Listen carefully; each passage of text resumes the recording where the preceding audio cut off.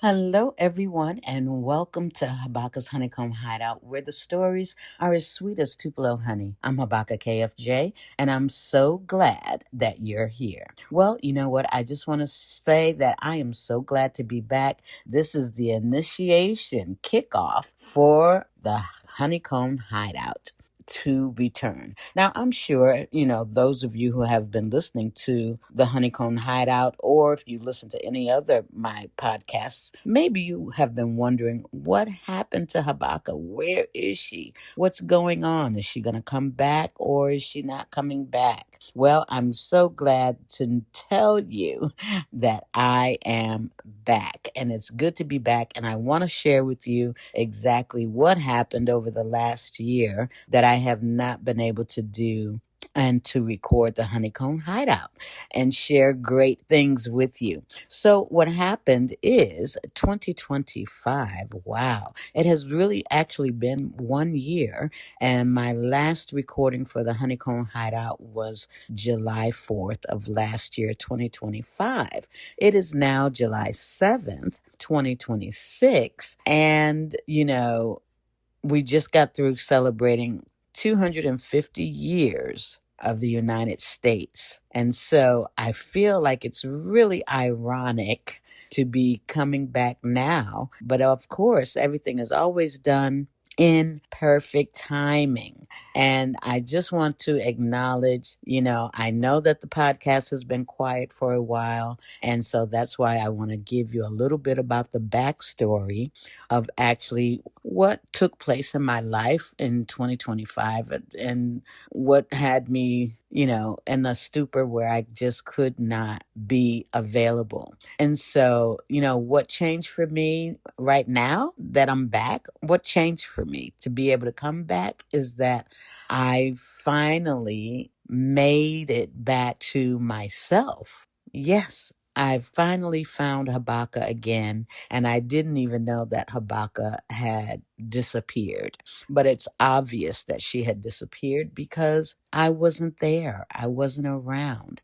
And I'm going to take you back from August of last year, 2025, that, I had several residencies going on in Las Vegas. And last year was really busy, the year before that as well, with the residency that I was working on.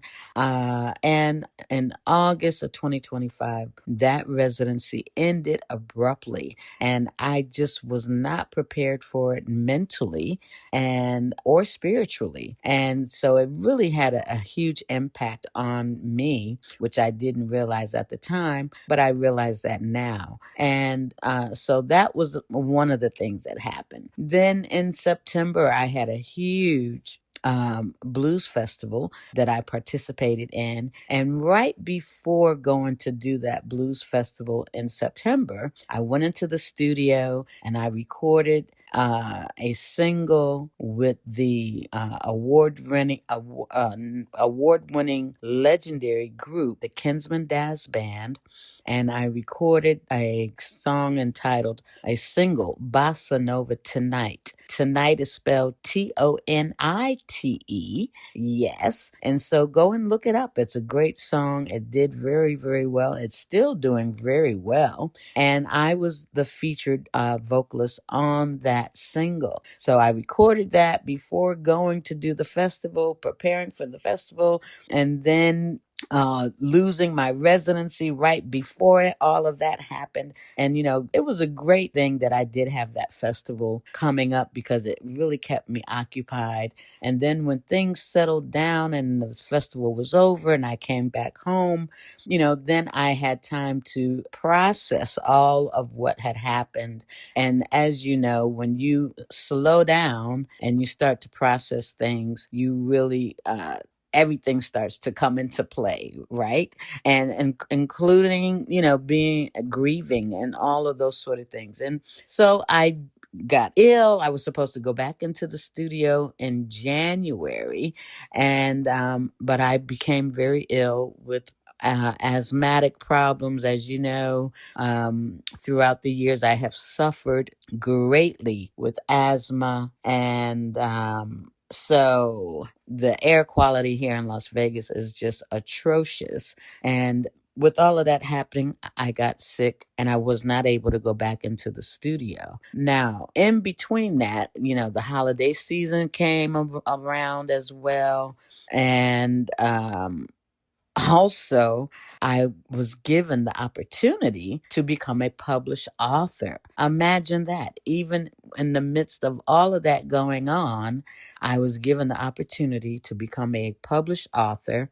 And that was presented to me in November. I was still very ill. I didn't know if I could actually do it because I was so sick. But after reading the project and what it was about, it was a no-brainer for me that I had to push my way through and do this anthology and become a part of it and become a published author as well. So I wrote my story, and the book is The Voices of Care, which that book was about caregivers inspiring one another and uplifting and uniting caregivers. So, where does Habaka fit into that? Well, I took care of my father with Alzheimer's and dementia. And so I had a story to tell. And I told my story. I wrote my story, and that book was released April 2nd. And then I had the opportunity, before it was even released, to become a part of a second anthology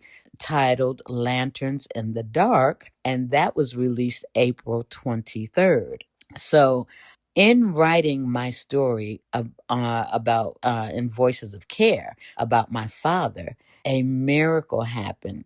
Things happen when you least expect it. And what happened was I became free. I was healed. I didn't realize, again, I never realized that I was grieving and carrying such a heavy heart for the past 11 years. I didn't realize it. And in writing my story, it allowed me to release a multitude of weight. And that's how it all happened. I became Habaka again. I came back to myself. And so, with all of that going on and the release of the two anthologies, so much to be joyful about. And I didn't realize that I was going to be healed in the process when that offer came to me.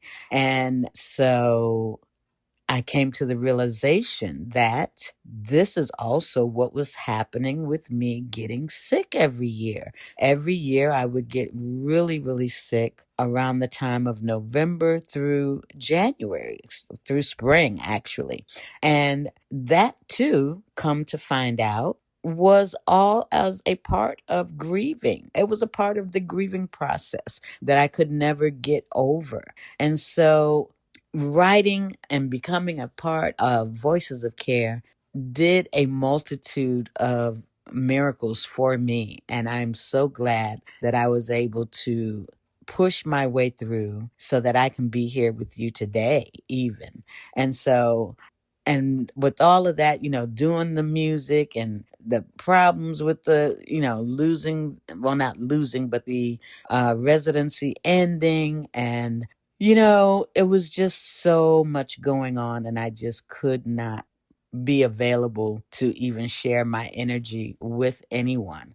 And so now, just over the weekend, another light bulb went off, and I was able to face my ecosystem that I have built over so many years. And in realizing that, it helped me to put everything in its perspective place, and to also let me realize that, all these years that I haven't been building separate projects as I thought that I was building separate projects and feeling overwhelmed, that I was actually building a home, because you are all my honeybees. And if you're not a honeybee, you are now. And, honeybees is a community. community. It's a community of them working together, and they build the honeycomb. So this is the honeycomb hideout, and each honeycomb cell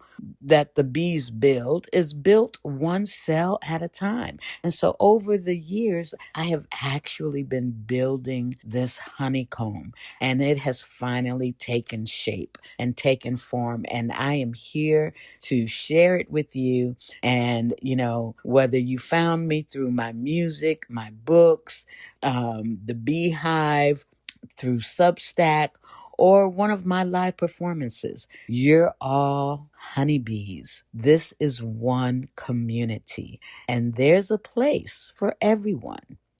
So what you can expect in the future is you can expect to receive stories from me, music, conversations, encouragement, behind the scenes moments, and occasional surprises.